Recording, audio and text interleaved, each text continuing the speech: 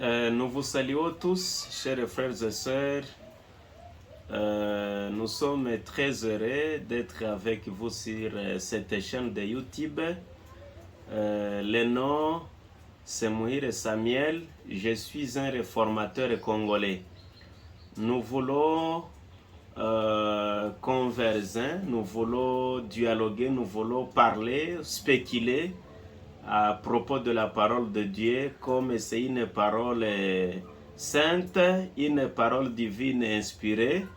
Avant toute chose, nous allons d'abord fraîchir nos genoux et puis nous allons prier le Seigneur pour qu'il puisse nous accorder l'esprit qui va nous garantir à évoluer ou soit à cheminer avec la leçon dont nous voulons traiter. C'est ainsi que maintenant, nous fraîchissons nos genoux et nous prions d'avance. Éternel notre Dieu, Dieu compatissant, miséricordieux, nous sommes infiniment reconnaissants de ta grâce, de ta protection. Tu as été avec nous dès notre naissance. Nous voici présents sur cette terre, alors que beaucoup qui nous surpassent la vie et disons la croyance même à faire du bien, nous ont quittés en train de voir. Nous qui sommes encore en vie, nous disons que ton nom soit grandement loué. Amen. Nous demandons le pardon de nos péchés afin que nos transgressions puissent ratifier, puissent être sanctifiées par le sang de ton Fils Jésus-Christ.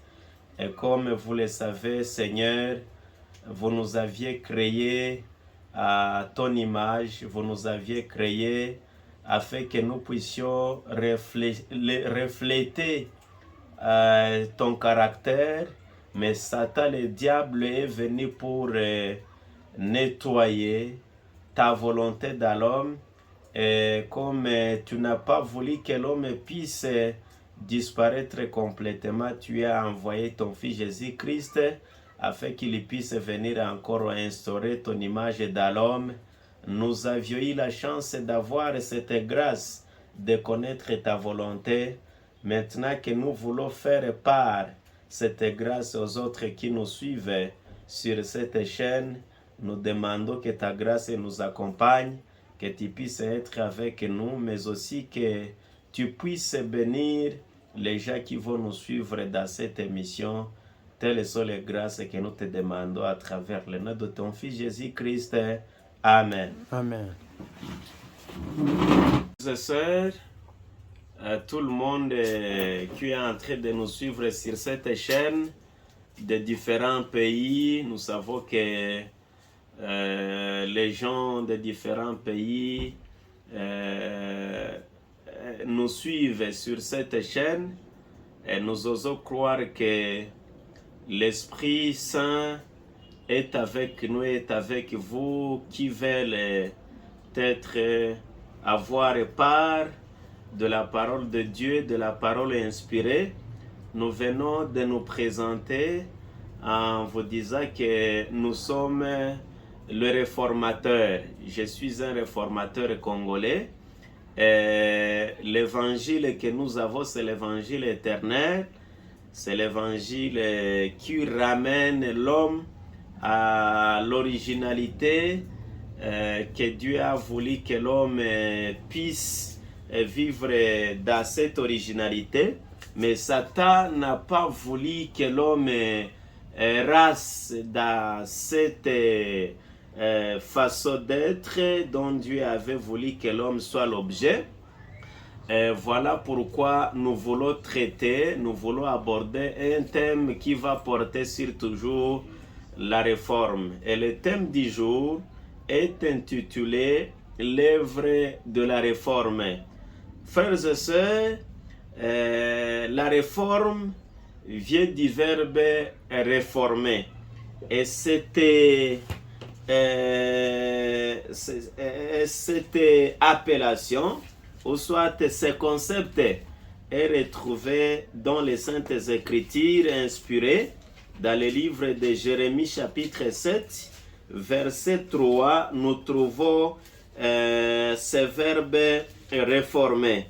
Parce que les réformateurs, ce sont les gens qui sont fondés sur la parole de Dieu, qui sont fondés sur les Saintes Écritures. Voilà pourquoi tout ce que nous devons dire doit avoir sa base dans les Saintes Écritures. Dans la Bible, dans le livre de Jérémie, chapitre 7, verset 3, nous trouvons ces mots réformés. Chapitre 7, verset 3, nous allons lire au nom de Jésus-Christ. Ainsi parle l'Éternel des armées, le Dieu d'Israël. Réformez vos voies et vos œuvres, et je vous laisserai demeurer dans ces lieux. Ici, on nous présente la parole inspirée, et dans cette parole, on nous montre que Dieu veut que nous puissions réformer des choses. D'abord, on nous dit que nous devons réformer nos voies et nous devons réformer aussi nos œuvres. Peut-être avec le temps, on aura un temps peut-être d'aborder le voie, c'est quoi, les œuvres, c'est quoi. Mais aujourd'hui, nous avions voulu montrer d'abord l'ossature de notre thème qui auront 4 sous-points. Et le premier sous-point va aborder sur la création de l'homme. La création de l'homme. Et dans la création de l'homme, nous allons présenter l'homme créé à l'image de Dieu. Nous parlons de la réforme, pourquoi? Après la création, il y a eu ce qu'on appelle la chute de l'homme. La manière dont l'homme était avant sa chute, ce n'est pas cette manière-là qu'il est allé en train de vivre après sa chute. Et comme dans la chute, l'homme a perdu la nature de Dieu. L'homme a perdu le caractère. L'homme a perdu le comportement de Dieu. La réforme veut instaurer maintenant cette image de Dieu dans l'homme qu'il a perdu à sa chute. Et le troisième sous-point que nous allons aborder, pas aujourd'hui, aujourd'hui seulement, nous allons nous focaliser sur cet homme-là créé à l'image de Dieu, parce que pour le réformer, nous devons d'abord savoir comment l'homme était avant sa chute, comment l'homme était dans l'innocence. Cela va nous permettre maintenant de savoir la manière dont maintenant nous devons réformer l'homme, et nous devons aussi savoir comment l'homme est pour ces derniers temps. Est-ce que la manière de vivre de l'homme, c'est la manière de vivre de l'homme innocent avant de tomber dans le péché? La réforme va maintenant nous amener là-bas. Et le troisième point que nous allons aborder, c'est le plan de la rédemption. Après ce qu'on appelle, disons, la perdition, après ce qu'on appelle la chute de l'homme, Dieu n'a pas voulu que l'homme puisse demeurer dans cet état-là mortel, dans cet état-là corruptible, mais Dieu a voulu que l'homme puisse aller de l'avant pour que l'homme puisse encore bénéficier de ce qu'il a perdu à travers Jésus-Christ. Et le quatrième point qui sera le dernier dans notre thème de la réforme, dans notre thème intitulé l'œuvre de la réforme, nous allons montrer aussi l'existence de l'Église de Dieu sur la terre. Après la chute de l'homme, il y avait eu le plan de la rédemption, et après le plan de la rédemption, Dieu a prévu que l'Église puisse représenter Jésus-Christ, puisse représenter Dieu sur la terre comme l'homme l'était avant ce qu'on appelle la transgression. Maintenant, nous allons aller de l'avant et nous allons lire dans le livre de Genèse chapitre 1, verset 26. Là, nous allons voir maintenant comment l'homme était dans son innocence.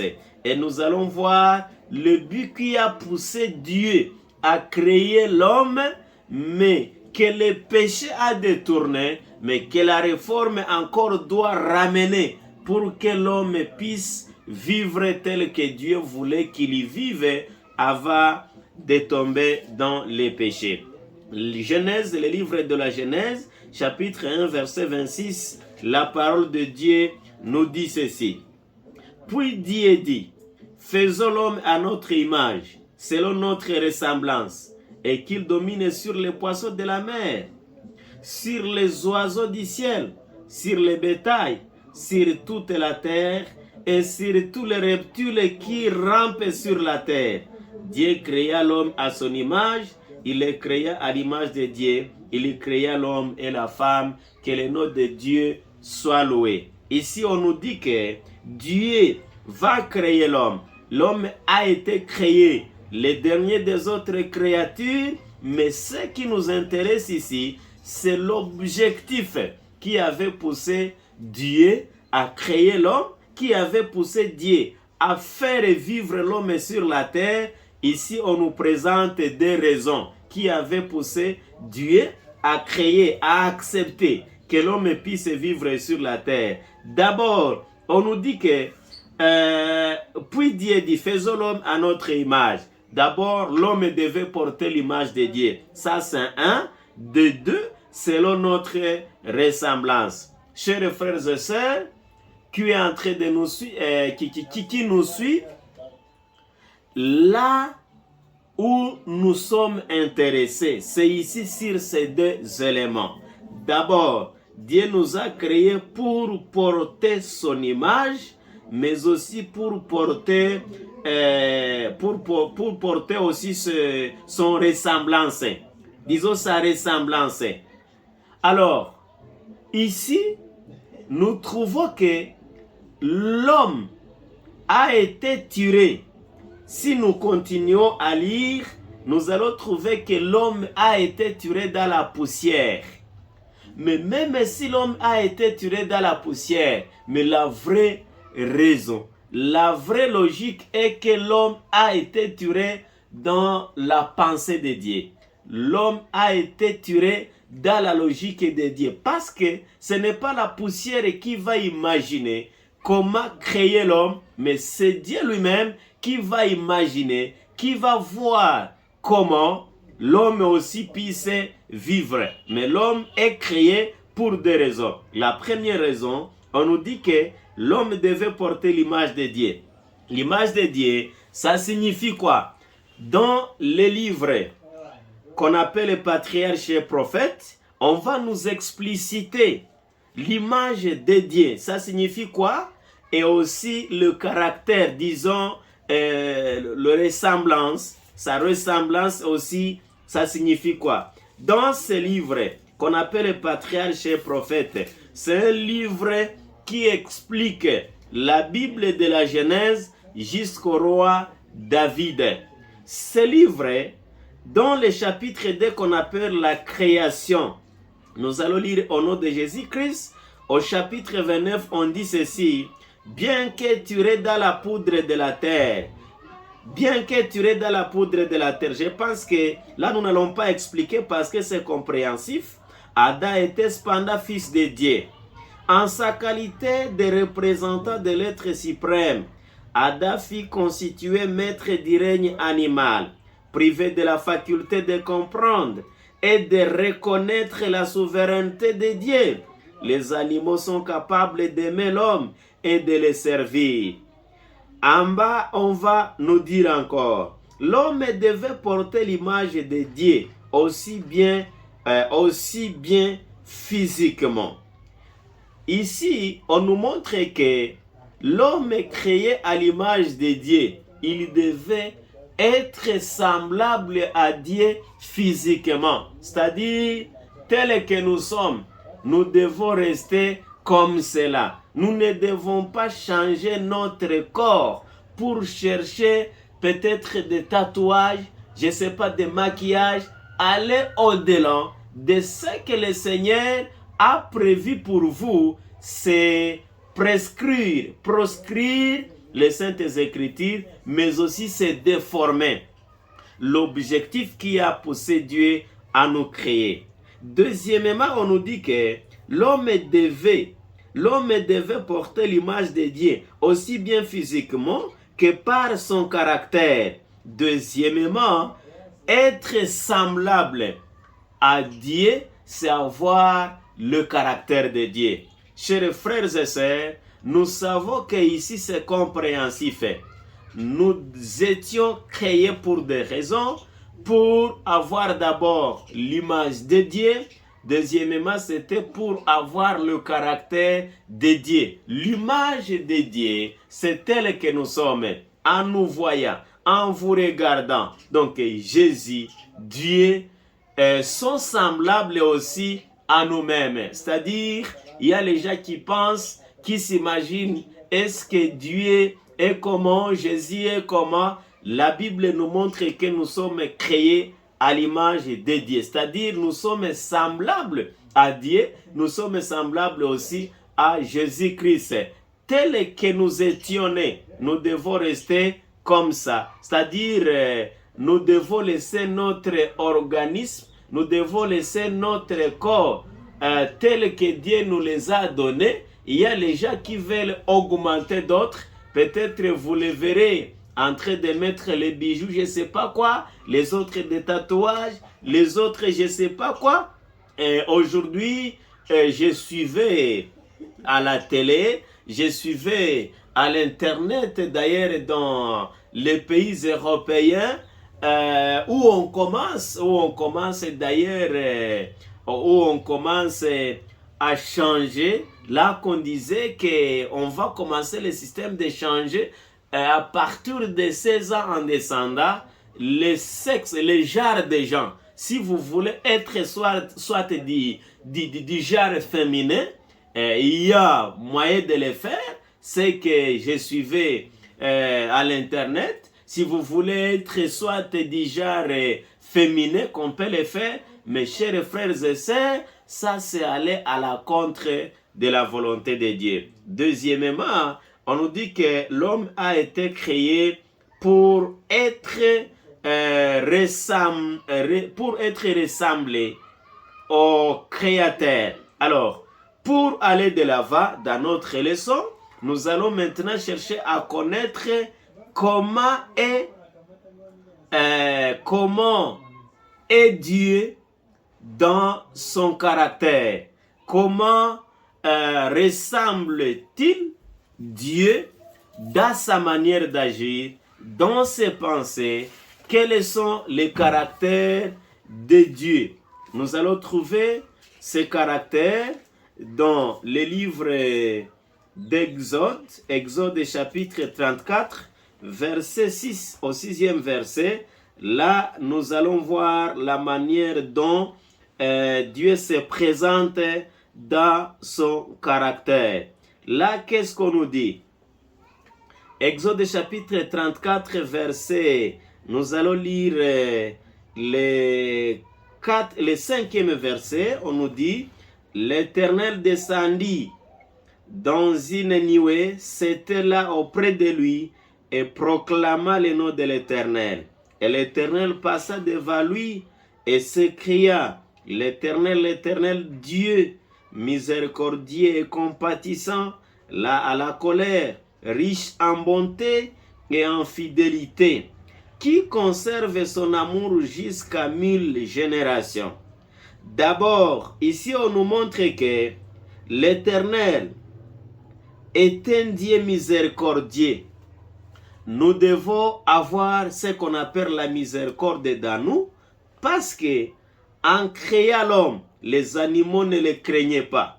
Mais lorsque l'homme était tombé dans le péché, lorsque l'homme est allé dans la chute, les animaux commençaient à les craindre parce que l'homme n'avait pas encore de miséricorde envers ses êtres, ses autres créatures.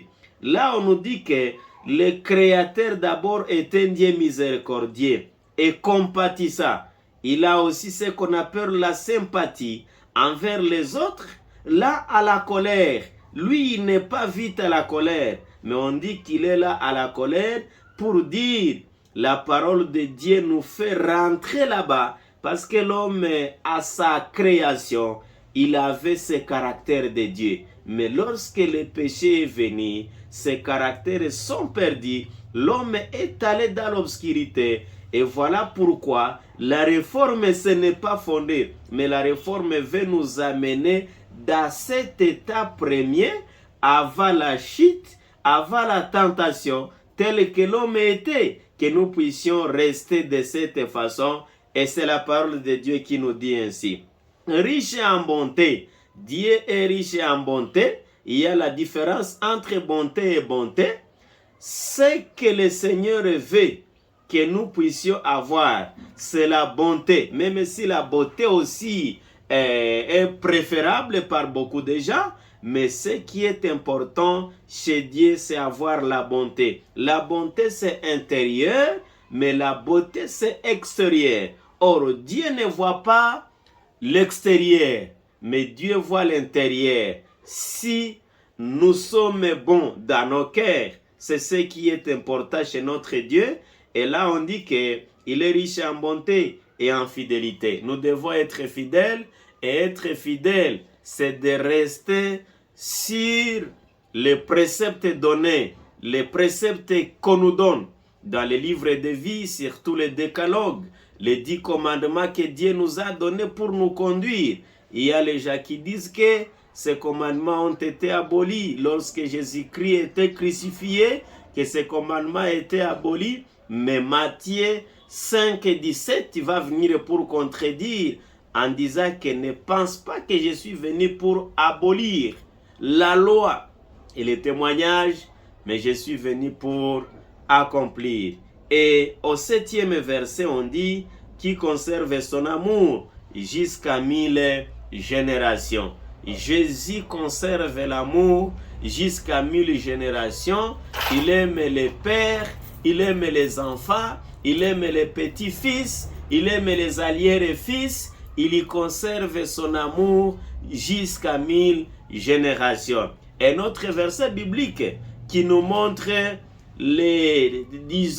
la manière d'être de Dieu, la manière d'être de notre créateur, de notre créateur. Un verset qui nous montre aussi le caractère, son caractère. C'est un verset biblique que nous trouvons dans l'épître de 1er Jean, première épître de Jean, je pense première épître de Jean, chapitre 4, au 7e verset. Là, nous allons trouver aussi le caractère de Jésus. Or, l'homme a été créé pour porter le caractère de Jésus, pour avoir son image. Et cette image, le péché va le déraciner dans l'homme. La réforme vient maintenant pour encore venir instaurer cette image, venir instaurer ce caractère dans l'homme actuel pour qu'il soit préparé à recevoir à la rencontre de la deuxième venue de Jésus-Christ. Au chapitre 4 de ce livre de 1er Jean 4 et 7, on nous dit ceci. Le titre en français, on écrit « Dieu est amour, aimer Dieu et aimer ses frères ». Donc, le christianisme que nous prophétisons, en fait, sa base, c'est l'amour. Parce que ce qui vient pour abîmer toutes choses, tout ce qui existe, c'est l'absence, c'est la carence d'amour entre les frères et sœurs, entre les chrétiens, entre les familles, entre les époux et les épouses. En tout cas, c'est ce qui est à la base du scandale mondial qui cause même les guerres incessantes entre les différents pays du monde. 4e chapitre au verset 7, on dit « Bien-aimés, aimons-nous les uns les autres ». Là, nous sommes en train de chercher le caractère de Dieu. Parce que dans le livre de Genèse, on nous a dit que l'homme a été créé à l'image de Dieu et au caractère. Il a été créé aussi pour porter, pour avoir le caractère de Dieu. et tellement que c'est créé pour avoir le caractère de Dieu, là on nous dit que Dieu est amour. Aimons-nous les uns les autres, car l'amour est de Dieu, et quiconque aime est né de Dieu et connaît Dieu. Celui qui n'aime pas n'a pas connu Dieu, car Dieu est amour. Amen. Ici on nous dit que Dieu est amour. Son caractère, c'est l'amour. Sa nature, c'est l'amour. Sa manière d'être, c'est l'amour. Et sa façon de faire, c'est l'amour. Pour dire, aujourd'hui l'amour n'existait pas, parce que si l'amour existait, les gens ne pouvaient pas se battre. Les pays ne pouvaient pas se battre entre les uns et les autres. Quand vous voyez les guerres qui se passent, la guerre d'Ukraine entre la Russie, ça montre que là-dedans, il n'y a pas l'amour. La Première Guerre mondiale, la Deuxième Guerre mondiale, ce sont les pays qui se battaient. Et cette guerre est arrivée jusqu'à ce qu'à emporter presque tous les pays du monde. Ça, ce sont les signes qui montrent que, au fur et à mesure du temps, l'amour est allé en train de disparaître. Et la réforme veut nous amener à avoir ce caractère de Dieu. Nous devons nous entraimer les uns les autres, les chrétiens entre eux, même les païens qui n'ont pas d'église. Dieu veut qu'ils puissent aussi venir se joindre à l'église de Dieu, afin qu'ils puissent aussi avoir cet amour, car celui qui n'aime pas n'a pas connu Dieu, car Dieu est amour. Les frères et sœurs, on était en train de voir l'homme créé à l'image de Dieu. Nous venons de voir que être créé à l'image de Dieu, c'est avoir son physique. Aussi créé pour avoir son caractère, nous venons de voir que c'est selon, selon disons, sa ressemblance, c'est avoir son caractère.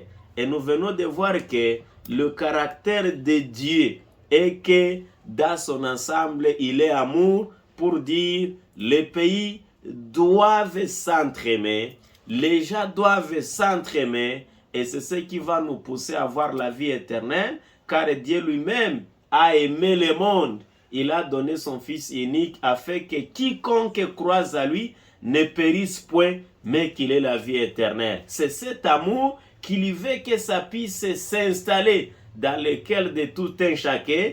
Et c'est ça notre prière, que nous prions pour vous, que nous prions pour nous autres aussi, afin que celui-ci puisse raciner ses racines dans nos cœurs et dans vos cœurs, afin que le jour où Jésus-Christ réapparaîtra sur les nuées du ciel pour récompenser chacun selon ses œuvres, que nous puissions hériter la vie éternelle. C'est notre prière au nom de Jésus-Christ. Amen.